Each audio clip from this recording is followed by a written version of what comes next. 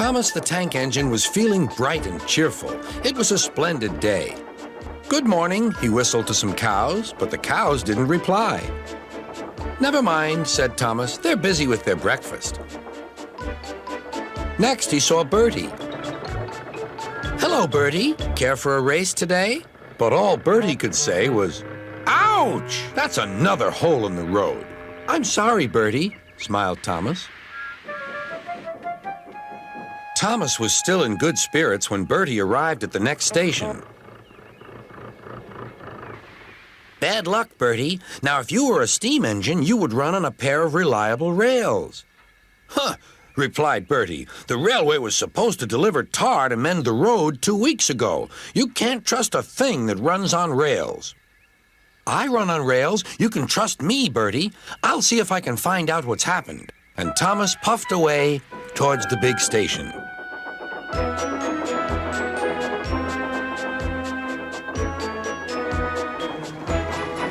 James was snorting about in the yard. "It's too bad," he grumbled. "Percy goes to work at the harbor and I do his job, here, there, and everywhere. Take that!" "Oh," groaned the freight cars, "just you wait. We'll show you." Gordon laughed. "I'll tell you what, James, if you pretended to be ill everywhere, you couldn't shunt freight cars here or go to the quarry there, could you?" "What a good idea," agreed James. "Look, here comes Thomas. I'll start pretending now."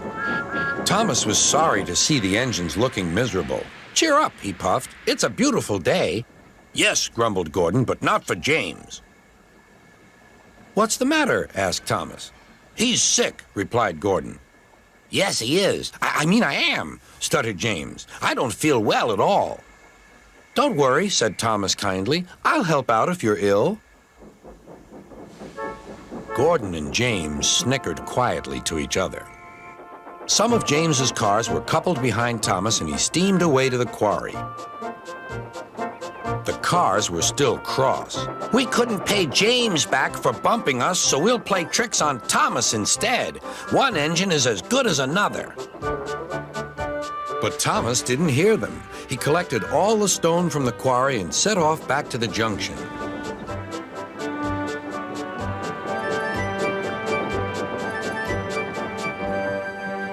Danger lay ahead. "Now for our plan," giggled the cars. "Go faster, go faster." They pushed Thomas over the switches. "Slow down," called Thomas's driver and applied the brakes.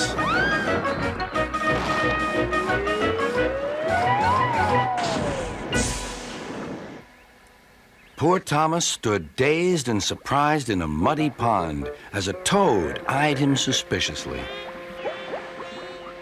"Bust my buffers," muttered Thomas. "The day started so well, too." Duck pulled away the cars, and Edward helped Thomas back to the junction.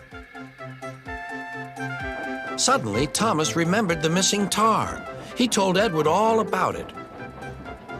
"That's strange," said Edward. "A car full of tar has been left at my station. That must be it. Driver will make sure it gets to Bertie now."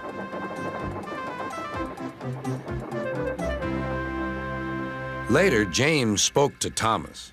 "I'm sorry about your accident," he muttered, "and so is Gordon. We didn't mean to get you into trouble."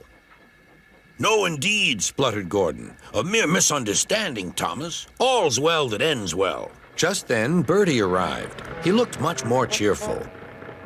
"My road's being mended now." "Oh, I am glad," replied Thomas. "Thanks for all you did," added Bertie. "Now I know I can trust an engine, especially if his name is Thomas." Gordon and James puffed silently away to the shed, but Thomas still had company. "Well, well," he sighed, "what a day for surprises." The toad, who was looking forward to a ride home, noisily agreed.